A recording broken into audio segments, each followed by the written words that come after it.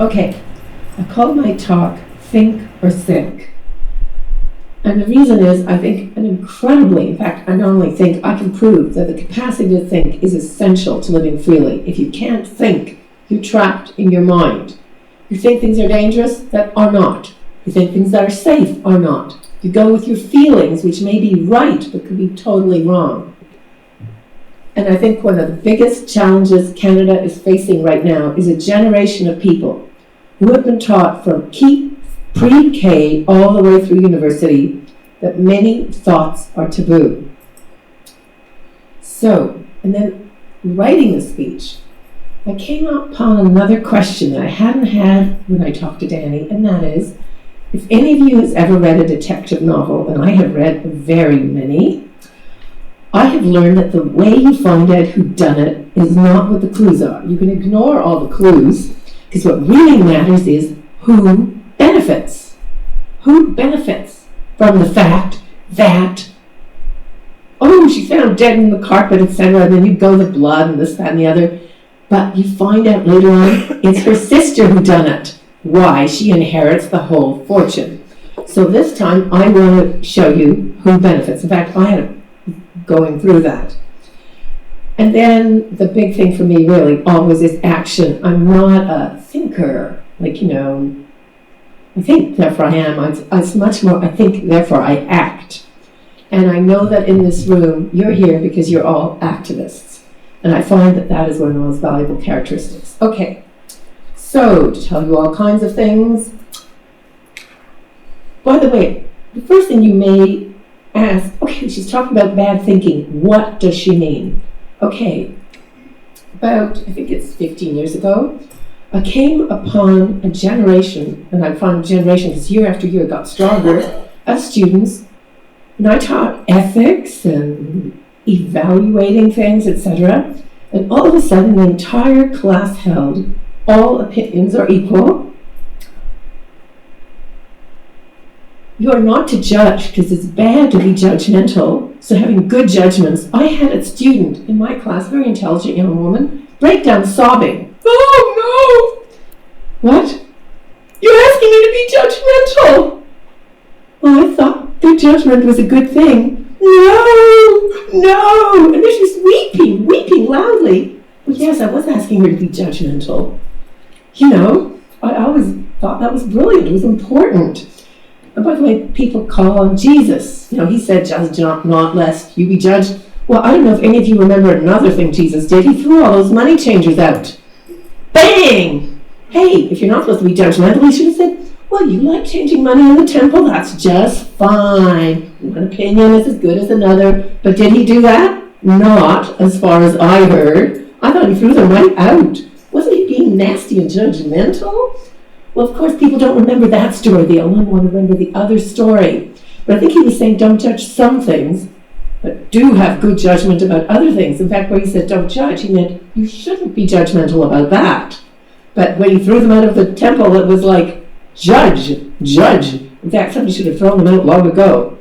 Okay, so what are some other things they don't think about? All opinions are equal? Of course, also all cultures and religions are equal. And we are all where we are meant to be. And everything happens for a reason. And morality is relative, meaning every culture has its own values and it's just fine. And not only every culture, every person. What's right is what you feel is right. Okay. I have come to think that not being allowed to think is the final taboo. We've all heard about how this is the age of openness. Now we're talking about incest, rape, battering, etc. Well, does Oprah ever talk about the need for good thinking? Money, sex, celebrities, etc. But you never get anything on how important it is to think well. Of course not, because actually she doesn't. But, okay, so what kinds of things have I found with the who am I to judge thing? The first time this happened, by the way, I thought, this is going to be a snap. I have a mixed race class. I'll just mention the opinion that slavery is just great. Okay, what happens in my class? All the students go, that's just an opinion, and everyone's entitled to their opinion. I went, what? I was brought up to believe slavery was bad. no, no, no. All opinions must not be judged. I went like, okay, well, what about the Aztec religion? You know, they would take a young man, drug him, so it was very good, at least he didn't feel it a lot, and chop his heart out while he was alive. And the reason was it made the days lengthen around December 20th. Didn't students think it was a bad idea to do that? And it was like, no, it's their religion. Why should we interfere? And I'm like, well, you know, the days would lengthen anyhow. That's the fact. Yeah, but it'll make them so unhappy if you go and you criticize their religion. And I'm like, what about that young man? He said, but he volunteered to die. He was happy to die. You shouldn't challenge his beliefs. Now, if I were making this up, if this was a spoof, Monty Python or something, it would be one thing. It isn't. And by the way, I got the same results time after time. And I was going, this is nuts. What has happened to the students? Now you might think, okay, other things I would say in terms of you are where you're meant to be. Do you mean like you're dying of cancer in agony, leaving behind a 2-year-old and a 4-year-old, as did happen to a good friend of a friend's sister? Or what about, you mean being herded into the ovens or gas chambers at the Holocaust? You are where you're meant to be? And you know the answer is yes. You know why? The world needed to be taught a lesson, and we've learned a lot from the Holocaust. And I'm thinking, what kind of God do you have who can teach the world a lesson only by killing 6 million people? And I was thinking, as a teacher, I'm not allowed to hit my students, I'm not allowed to humiliate my students, but God's allowed to kill 6 million people to teach the world a lesson. It doesn't make any sense to me. So, but you might think, okay, that's just stupid thinking. I'm saying it makes you really vulnerable, because if you can't judge, if you're not allowed to judge, you have no way of judging. You have no way of knowing what is good, bad, right, wrong. So you back away. Remember I said a big question for me was, who benefits? And I was thinking, well, one thing in a culture with a lot of diverse beliefs and everything is teachers. Teachers have pre-K kids and stuff, and they don't have to teach. They don't have to deal with difference. Everything's equal. And so you don't have to confront differences and everything. And my students don't have to confront differences. But I want to tell you that these students were totally ready to challenge me. And I was marking them. They were not afraid of me at all. I was stupid. I was wrong. It was 45 to 1. Couldn't I see the light? And so in other words, I don't think it was fear of confronting difference. They were having this wall, but somebody had taught them. Okay, so I wasn't scary. One, I don't humiliate. And by the way, yes, I would give students 0 out of 5 if they didn't back an opinion. I was known for like, you got to evaluate things, etc. My department mercifully backed me up.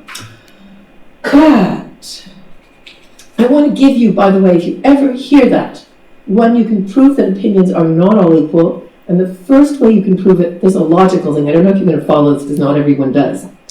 If something validates its opposite, it is wrong. Like if I say you're alive and that validates that you're dead, it's wrong. Because you're alive, in fact, does not validate that you're dead. It's the opposite. But if you're alive did validate that you're dead at the same time, you go, Okay, the opinion that all opinions are equal validates that they are not. Because since all opinions are equal, the opinion that they are not, being another opinion, is just as valid. And what happens is like matter and antimatter coming together, poof, and the opinion that gets blown out of the water is that they are all equal. So that is just a logical thing. All opinions are not equal just from logic. You can also use facts, but forget about facts in my students, because you don't remember the Aztec religion and all that. But there are many, many ways of proving this. So, what else? So, it is, oh God, my students, it was just crazy in terms of so many things. Like everything happens for a reason. So there's students who told me, well, my 9-year-old brother was always a brat and then he got cancer and he's very nice now. You see, so it happened for a reason. And again, I was going, What kind of God do you have who has to teach a brat a lesson? Can't you just give him time out in his room or something? If I gave somebody cancer, I'd be fired. I'd have criminal charges. How come a God can get away with something I can't? And I'm thinking, that's not my kind of God. Okay, I want to keep going back to who might benefit. And what does it do right now? I said it's not conflict avoidance. That does that. Maybe it's brainwashing. I mean, yes, for my students, it's definitely been brainwashing. From pre-K to university, they've been taught it. They have not been challenged once. I'm the first person who came up to them and challenged them. I'm also going to give you what was the first strategy. One, the logic, it doesn't make any sense. One strategy for, oh yeah, it does mean that. But they actually held that the only opinion that was wrong is my opinion, even if you proved to them logically it wasn't. It was just crazy. I'll tell you the best way of getting around it. I found that when instead of talking about opinions at the beginning, I did a list on the thing saying, what do you believe and why? And so I got them firm in the knowledge that they actually had beliefs that they held and that they had good reasons for them. Then in the later class, I could bring up the fallacy that all opinions are equal, because I had already established they were not stupid like that. And I found that it was much better, don't confront it directly, bring them somewhere else, have them agree, and then it would work. But don't challenge it directly or else you had this brick wall. Okay, so I did that. I still haven't gone to who might benefit from this. Well, there are times when, by the way, the politically correct and the politically incorrect agree that something is wrong. For example, remember China and the pro-democracy movement? If you were politically correct or politically incorrect, everyone agreed it was wrong to squash the pro-democracy movement. And Tibet, suppressing the Buddhists there. Everyone agrees. You don't have to be politically correct or politically incorrect. And yet there are many other things. In this society, the things where the politically correct and politically incorrect will differ is when you need courage to stand up for your convictions, when you might get attacked. And right now this is happening specifically from Islam. And I want to give two examples from my teaching. When I first got into teaching, I didn't even have an MA, they give you, when you're getting your MA, they give you a course to teach. And I got a women's literature class and I was very happy. Now, I was already always a strong human rights person. So, and by the way, I got a BA in literature and I never read one word by a woman, one word by a Canadian, or one word by anyone who wasn't white. Well, I was not going to do that in my first class. Even I wasn't going to put on only women. I was going to make sure women of color, poor women, and the only thing scary for me, a lesbian. I was going to put on all of that in my class. So I was at home, I put it on, it was fine. And I got to my first class and it was like, I had to tell students what's on. I wasn't worried about the poor person or the black person or the Chinese person. And it just so happened, this is 30 years ago, I was the first person at Concordia University, and I was a part-timer with no security. I put on, like Jane Rule's Canadian, Desert of the Heart. I thought, I don't know how it's going to go down. And by the way, I want to tell you my students were fabulous. They loved what I said I would put on. They loved that the class discussions were fantastic, and I got rave reviews. But what was I afraid of there? I was afraid they wouldn't like me, and they would give me a crappy evaluation and never get teaching again. Well, in about 2006, I had something else I was uncomfortable putting on. Remember that Danish cartoon? And by the way, by 2006, I had tenure. Basically, I had to shoot students in full view of other students before I could get fired. So I was like really rock bottom secure. But still something made me nervous. There was that Danish cartoon, and it made no sense to me. All that outrage about the cartoon, at the same time, in one city in 1 year, 10,000 Muslims were murdered by Muslims.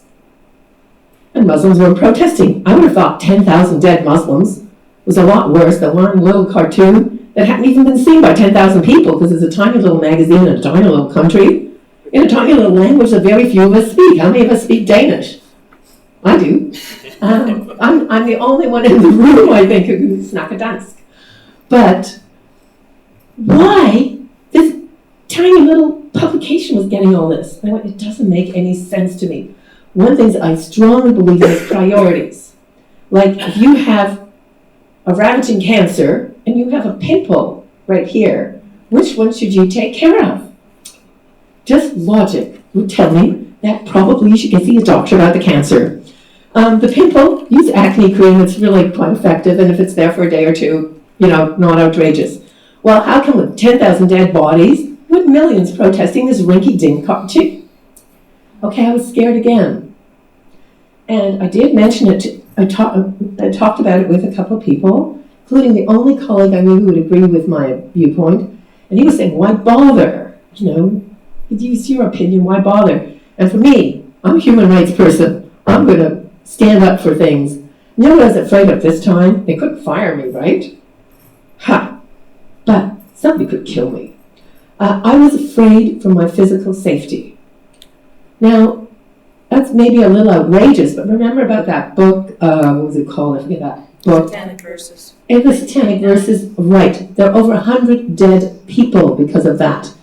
An editor who dared publish it, a whole bunch of people have died over that. Fatwas were issued. I knew about these things. Now, none of that happened. And again, this time I wasn't worried about my students. I thought I could convince them. If I could convince them all opinions were equal, this was a piece of cake, and it was fine. But I was afraid, here in Canada, for my physical safety. I've done a lot of writing since, but I will say that it's a different thing when you're afraid for your physical safety than a job.